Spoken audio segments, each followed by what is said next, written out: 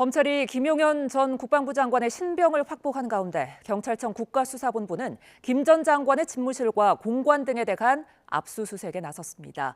앞서 검찰이 합동수사를 요청했지만 경찰은 자신들의 관할이라며 거절했는데요. 이런 가운데 고위공직자 범죄수사처도 나서 검경의 사건 이첩을 요구했습니다. 자세한 소식 현장 취재기자 연결합니다. 임예진 기자. 네, 저는 경찰청 국가수사본부에 나와 있습니다. 네, 검찰이 김용현 전 국방부 장관 체포한 데 이어서 경찰도 김 전 장관에 대한 강제 수사에 착수를 했죠. 네, 그렇습니다. 경찰청 국가수사본부 비상계엄 특별수사단은 오늘 오전 10시쯤부터 김용현 전 국방부 장관에 대한 강제수사에 착수했습니다. 윤 대통령의 기상계엄 사태와 관련한 수사기관의 첫 압수수색인데요. 수사팀은 국방부에 있는 김 전 장관의 집무실을 포함해 서울 한남동 공관과 홍은동 자택 등에 수사관 50여 명을 보내 압수수색을 진행하고 있습니다. 경찰은 김 전 장관이 윤석열 대통령에게 비상계엄을 제안하고 군의 국회 통제 등을 지시한 과정에 대한 자료를 확보하고 있습니다. 김 전 장관에 대한 통신영장도 발부받아 비상계엄 선포 당시 통신 기록도 살펴보고 있습니다. 경찰 국가수사본부는 앞서 조지우 경찰청장과 김봉식 서울경찰청장 등 계엄 당시 경찰 수뇌부 휴대전화를 이미 제출받았고 당시 경찰 무전 기록 전체도 확보해 분석하고 있습니다. 경찰은 박안수 전 계엄사령관과 여인형 전 국군 방첩사령관 등 군 장성 4명의 통신영장도 신청했지만 법원에서 기각된 것으로 파악됐습니다.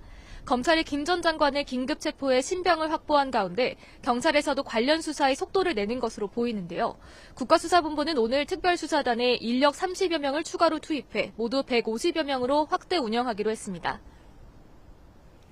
네, 그런데 앞서 검찰이 경찰의 합동수사를 요구했는데 경찰이 거부를 했다고요?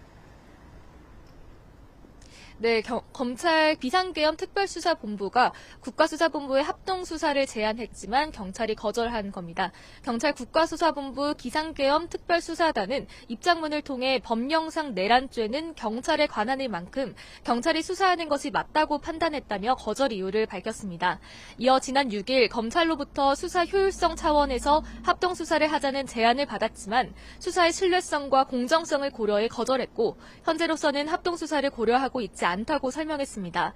다만 수사 준칙에 근거해 법령의 적용과 영장 신청 등에 대해서는 상호 의견을 제시하고 교환하는 등 협력할 계획이라고 덧붙였습니다.